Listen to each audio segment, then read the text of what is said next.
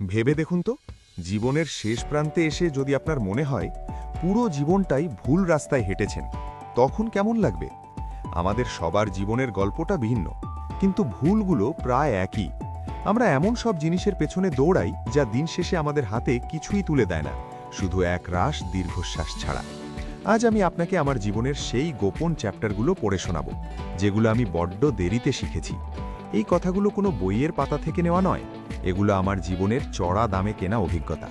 যদি আপনি আজ এই কথাগুলো শোনেন, হয়তো আপনার আগামীকালটা আমার মতো আক্ষেপের হবে না। আমি যখন আপনার বয়সে ছিলাম, তখন ভাবতাম জীবনটা একটা সোজা রাস্তা, পরিশ্রম করব, সফল হব, আর সবাই আমাকে মাথায় করে রাখবে। কিন্তু জীবন যে এতটা সোজাসাপটা নয়, সেটা বুঝতে আমার অনেকটা সময় লেগে গেছে। আজ পেছনের দিকে তাকালে দেখি আমার জীবনের সবচেয়ে বড় শিক্ষাগুলো স্কুল বা কলেজে নয়, বরং কঠিন বাস্তবতার কাছ থেকে পেয়েছি। মানুষকে চেনার ব্যর্থতা।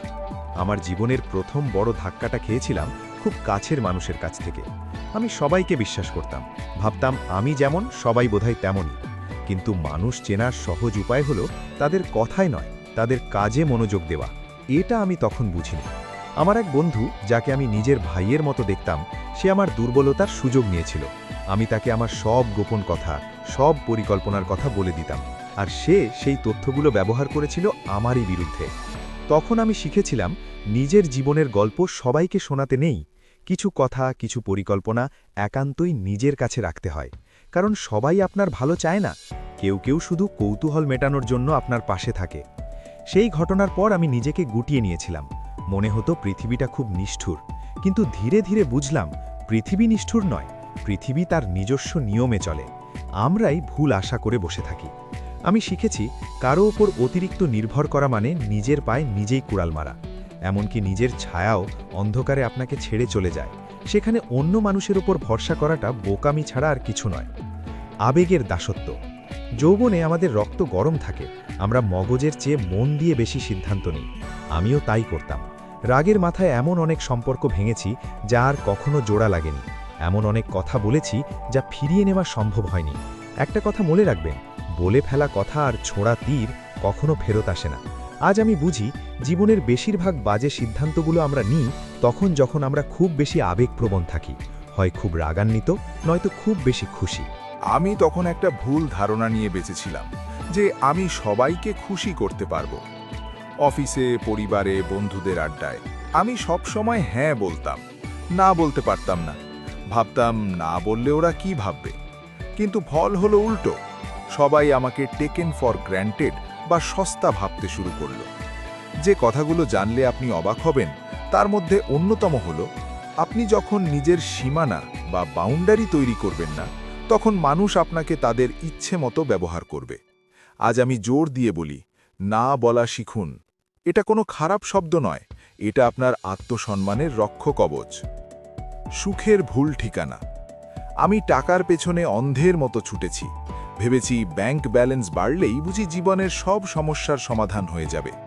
আমি আমার স্বাস্থ্যের দিকে তাকাইনি, পরিবারের দিকে তাকাইনি। দিনরাত শুধু কাজ আর কাজ। আজ আমার ব্যাংকে অনেক টাকা, কিন্তু এই টাকা দিয়ে আমি আমার হারিয়ে যাওয়া যৌবন বা নষ্ট হয়ে যাওয়া স্বাস্থ্য কিনতে পারবো না। আমি দেখেছি, মানুষ জীবনের প্রথম অর্ধেক সময় টাকা উপার্জনের জন্য নিজের স্বাস্থ্য নষ্ট করে, আর বাকি অর্ধেক সময় সেই স্বাস্থ্য পুনরুদ্ধার করার জন্য টাকা খরচ করে। কি অদ্ভুত, তাই না? সুখ আসলে কোনো গন্তব্য নয়, এটি একটি যাত্রাপথ। আমি ভুল জায়গায় সুখ খুঁজতাম। ভাবতাম অমুক চাকরিটা পেলে সুখী হব, বা ওই গাড়িটা কিনলে সুখী হব। কিন্তু সেগুলো পাওয়ার পর দেখতাম সেই সুখটা ক্ষণস্থায়ী।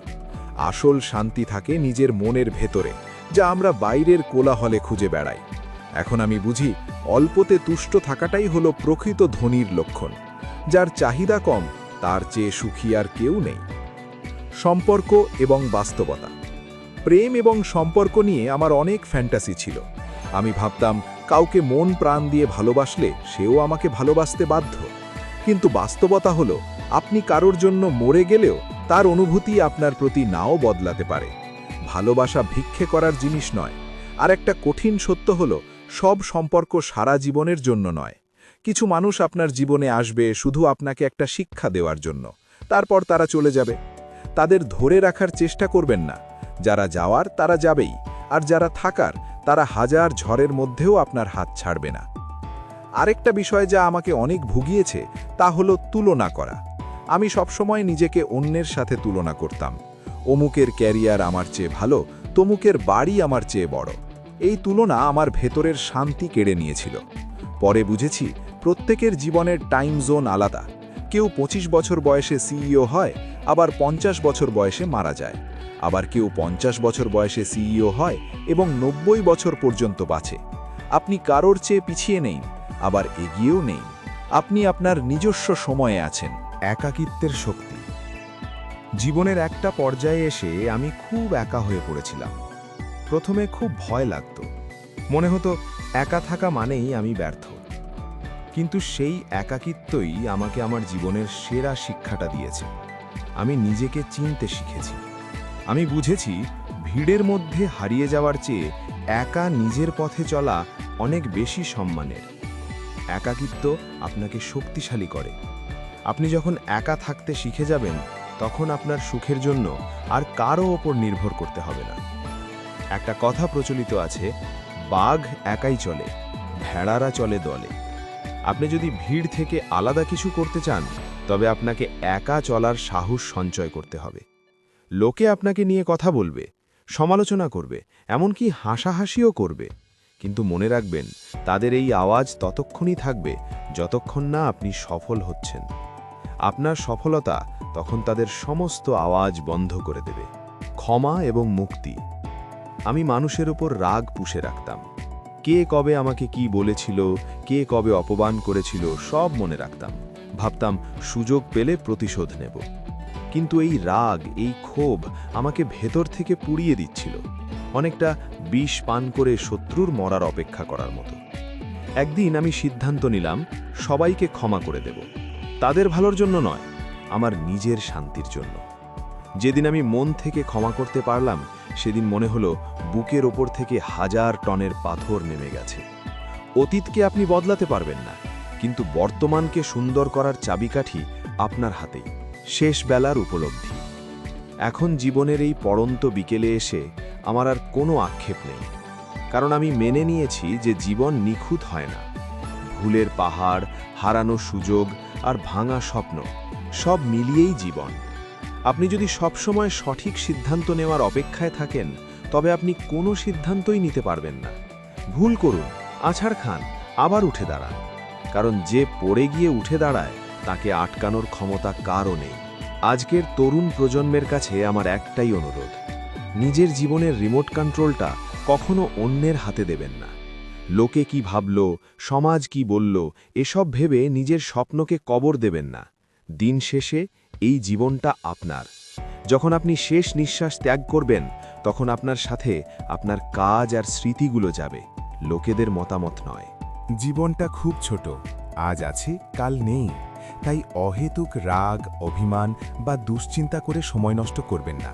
যা আছে তা নিয়েই বাঁচুন, হাসুন, ভালোবাসুন এবং কৃতজ্ঞ থাকুন। প্রতিদিন সকালে আয়নার সামনে দাঁড়িয়ে নিজেকে বলুন, আমি আমার জীবনের নায়ক এবং এই গল্পটা আমি আমার মতো করেই লিখব। বন্ধুরা, আমার জীবনের এই ভাঙা গড়ার গল্পগুলো যদি আপনাদের মনে বিন্দু মাত্র নাড়া দিয়ে থাকে বা আপনাদের জীবনের কোনো এক কঠিন সময়ে সঠিক পথ দেখাতে পারে, তবেই আমার এই কথাগুলো বলা সার্থক। আমরা সবাই জীবনের এই কঠিন পরীক্ষায় অংশগ্রহণকারী। কেউ পাশ করি, কেউ ফেল করি, কিন্তু শেখার সুযোগ সবারই থাকে। যদি এই ভিডিওটি আপনাদের ভালো লেগে থাকে, তবে একটি লাইক দিয়ে আমাকে উৎসাহিত করবেন। আপনাদের একটি লাইক আমাকে বুঝতে সাহায্য করে যে আমরা একই অনুভূতির শরীক। আর জীবনের এমন আরও অনেক না বলা গল্প আর বাস্তব শিক্ষার কথা শুনতে আমাদের চ্যানেলটি সাবস্ক্রাইব করে বেল আইকনটি বাজিয়ে দিন। আমাদের চ্যানেলের নাম ভালোবাসার গল্প। এখানে আমরা শুধু গল্প শোনাই না, আমরা আপনাদের পাশে থেকে জীবনের পথ চলতে সাহায্য করি।